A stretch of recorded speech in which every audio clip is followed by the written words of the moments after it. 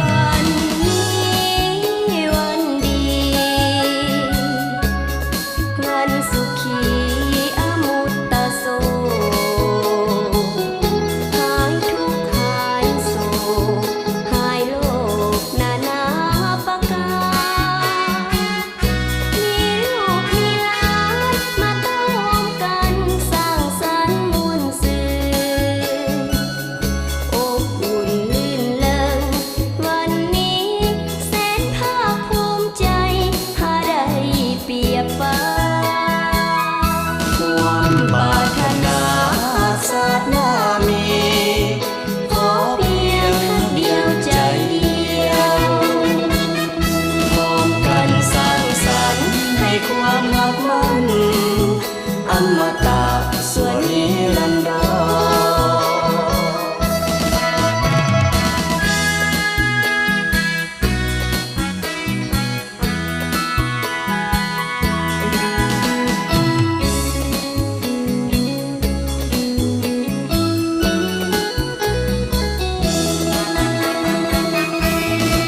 วันนี้วันดี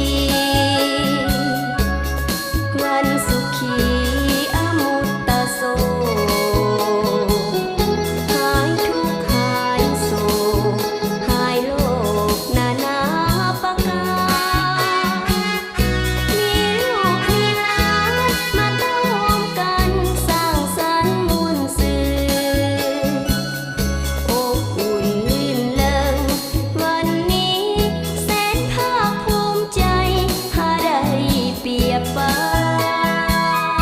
ความปรารถนาศาสนามีขอเพียงครั้งเดียวใจเดียวพร้อมกันสร้างสรรค์ให้ความรักมันอมตะ